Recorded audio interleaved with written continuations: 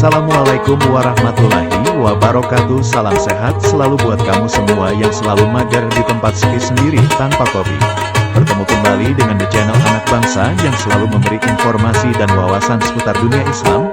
Kami akan selalu memberikan beragam informasi seputar dunia Islam. Tetapi sebelum masuk ke videonya, jangan lupa like, share, and subscribe channel Anak Bangsa biar makin berkembang dan semangat memberi wawasan seputar dunia Islam. Oke. Sejarawan MC. Riklaf dalam sejarah Indonesia modern 1200-2008 menegaskan bahwa penyebaran Islam merupakan salah satu proses yang sangat penting dalam sejarah Indonesia, tapi juga yang paling tidak jelas dapat dipastikan bahwa Islam sudah ada di negara Bahari Asia Tenggara sejak awal zaman Islam. Sementara itu berita-berita yang bersumber dari dinasti Tang tentang kehadiran saudagar Tazi Arab ke Kalingga pada tahun 674 Masehi adalah petunjuk bahwa memang pada masa awal zaman Islam saudagar Muslim dari Arab sudah masuk wilayah Nusantara. Semangat penyebaran Islam sendiri dipicu oleh hadis Nabi Muhammad SAW yang berbunyi, "Balighu ani walau ayatan," sampaikan apa yang dari aku sekalipun satu ayat, yang kiranya telah memberi dorongan kuat bagi saudagar Arab pada awal zaman Islam untuk menyebarkan Islam ke Nusantara. Yang menurut Whiteley dalam The Golden Horizon Essay, jalur perhubungan dagang Arab dengan Nusantara jauh terbangun sebelum Islam. Namun sampai berabad-abad kemudian sejarah mencatat bahwa agama Islam di Nusantara lebih banyak dianut oleh penduduk asing asal Cina, Arab, dan Persia. Pada dasawarsa akhir abad ke-13, Marco Polo yang kembali dari Cina lewat laut melalui Teluk Persia menulis bahwa saat kapal yang ditumpanginya singgah di negeri Perlak, ia melihat penduduk Perlak terbagi atas 3 golongan masyarakat: kaum Muslim Cina, kaum Muslim Persia Arab, dan penduduk pribumi yang masih memuja roh-roh. Dalam catatan sejarah juga disebutkan bahwa dalam 7 kali muhibahnya ke Nusantara, juru tulis Cheng Ho mencatat ajaran Islam belum dianut oleh kalangan pribumi. Mahuan yang ikut dalam kunjungan Cheng Ho ke-7 pada 1433 mencatat bahwa penduduk yang tinggal di sepanjang pantai utara Jawa terdiri atas 3 golongan: Muslim Cina, Muslim Persia Arab, dan pribumi yang masih kafir, memuja roh-roh, dan hidup sangat kotor. Itu artinya sejak hadir di Nusantara pada awal zaman Islam pada tahun 674 hingga tahun 1433 rentang waktu sekitar 800 tahun agama Islam belum dianut secara besar-besaran oleh penduduk pribumi. Wali Songo, sekumpulan tokoh penyebar Islam pada perempat akhir abad ke-15 hingga paruh kedua abad ke-16 adalah tonggak terpenting dalam sejarah penyebaran Islam di Jawa dan Nusantara. Dikatakan tonggak terpenting sejarah penyebaran Islam karena kedatangan saudagar Muslim sejak tahun 674 Masehi itu ternyata tidak serta-merta diikuti oleh penyebaran agama Islam secara masif di kalangan penduduk pribumi, sampai kemunculan para penyebar Islam di Jawa yang dikenal dengan sebutan Wali Songo, yang makam-makamnya sampai saat ini sangat dihormati dan dijadikan peziarahan oleh masyarakat Muslim Indonesia.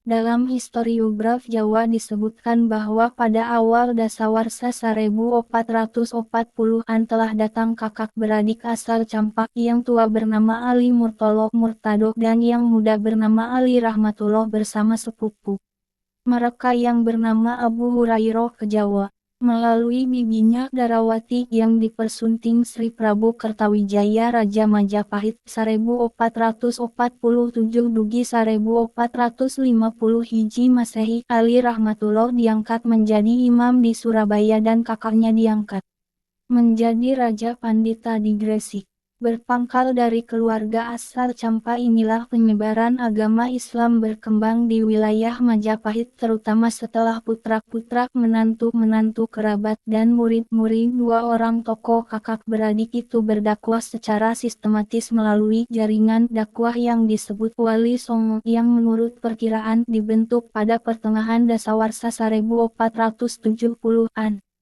Historiograf Jawa, Cirebon, dan Banten menggambarkan tokoh-tokoh Wali Songo dengan berbagai kisah keramat. Masing-masing tokoh dikisahkan memiliki kemampuan suprahuman berupa karomah-karomah yang menakjubkan yang dengan cepat menarik perhatian masyarakat untuk diislamkan. Sementara itu fakta sejarah menunjukkan bahwa setelah dakwah Islam dijalankan Wali Songo, Islam berkembang sangat pesat di kalangan pribumi. Tome Pires, ahli obat-obatan yang menjadi duta Raja Portugal di Cina yang mengunjungi Jawa pada tahun 1515 dalam buku Sumo Oriental yang ditulis di Malaka mencatat bahwa wilayah di sepanjang pantai utara Jawa dipimpin oleh adipati-adipati Muslim dan fakta yang sama disaksikan oleh A. Pigafetta yang berkunjung ke Jawa pada tahun 1522 Masehi. Fakta sejarah tentang keberadaan Wali Songo ini patut dicamkan oleh mereka yang mengira bahwa Islam baru masuk ke Nusantara pada tahun 1803 Masehi yang ditandai dengan penyebaran dakwah Islam yang dilakukan 3 orang haji asal Sumatera Barat, Haji Miskin, Haji Sumanik, dan Haji Piabang pembawa ajaran Wahabi, sebab mengingkari keberadaan Wali Songo dari ranah sejarah. Tidak saja menolak kebenaran faktual tentang dakwah Islam Nusantara yang sampai saat ini masih dianut oleh sebagian besar masyarakat Muslim di Nusantara, melainkan juga mengingkari perubahan sosiokultural religius yang terjadi pada masa akhir Majapahit pada abad ke-15 yang melahirkan peradaban dan budaya baru yang disebut peradaban dan budaya Islam Nusantara. Adalah tindakan ahistoris kalau tidak boleh dikatakan naif ketika sekumpulan intelektual membincang tentang Islam Indonesia tanpa menyertakan Wali Songo di dalamnya dengan pertimbangan berbeda paham dan aliran. Fakta ahistoris yang naif itulah yang akan kita temukan ketika membaca ensiklopedia Islam terbitan Ikhtiar Baru Van Hoof yang tidak satu kalimat pun menyebut Wali Songo. Tokoh penyebar Islam pada zaman Wali Songo, khazanah kekayaan budaya Islam zaman Wali Songo seperti karya sastra, seni musik, seni rupa, seni pertunjukan, seni suara, desain, arsitektur, filsafat, tasawuf, hukum, tata negara, etika, ilmu falak, sistem kalender, dan ilmu pengobatan yang lahir dan berkembang pada masa Wali Songo dan sesudahnya. Data tentang bangsa Nusantara. Data geografi Nusantara, menurut teori terletak di persimpangan 3 lempeng dunia, yang potensial menimbulkan tekanan sangat besar pada lapisan kulit bumi. Akibat lapisan kulit bumi Nusantara, pertemuan 3 lempeng dunia, tertekan ke atas, hasilnya membentuk hamparan-hamparan luas yang dikenal sebagai paparan benua Sunda dengan barisan gunung berapi dan pegunungan panjang yang pada masa purbakala disebut sebagai Swetadwipa atau Lemuria. Hamparan luas, paparan benua Sunda yang awalnya berupa dataran dangkal itu, pada zaman es ketika permukaan laut turun ratusan meter, terlihat mencuat ke permukaan. Oleh karena terletak di persimpangan 3 lempeng dunia, wilayah ini sering diguncang gempa bumi hebat dan letusan gunung berapi yang dahsyat. Pada zaman Glacial Womb atau zaman es akhir, yang berlangsung sekitar 500.000 tahun silam, es di kutub utara dan kutub selatan mencair sehingga air laut naik dan menimbulkan gelombang setinggi 1 mil.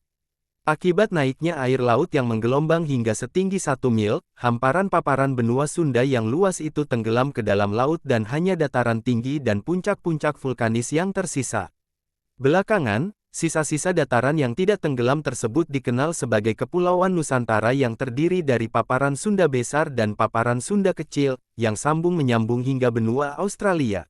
Menurut peta yang dihasilkan Southeast Asia Research Group di London, Kepulauan Nusantara dulunya merupakan satu kesatuan dengan benua Asia. Tetapi, Daratannya yang rendah tenggelam ke dasar laut dan hanya gunung-gunung vulkanik dan daerah dataran tinggi bergunung-gunung yang tersisa menjadi pulau-pulau. Menurut teori Prof. Aricio Nunes dos Santos, fisikawan nuklir dan ahli geologi asal Brasilia, Kepulauan Nusantara dulu merupakan bagian sisa dari benua Atlantis yang tenggelam akibat peristiwa banjir besar yang terjadi pada akhir zaman es. Peristiwa itu terekam dalam cerita-cerita purba di berbagai belahan dunia tentang terjadinya banjir besar yang melanda dunia, yang menenggelamkan seluruh dataran rendah dan menyisakan dataran tinggi dan gunung-gunung berapi sebagai pulau-pulau. Segitu dulu untuk kajian hari ini, nantikan part selanjutnya agar kita dapat wawasan baru. Terus tonton channel Anak Bangsa dan Abang ABC. Pesan jangan lupa like, share, and subscribe biar channel ini terus berkembang. Akhir kata wassalamualaikum warahmatullahi wabarakatuh.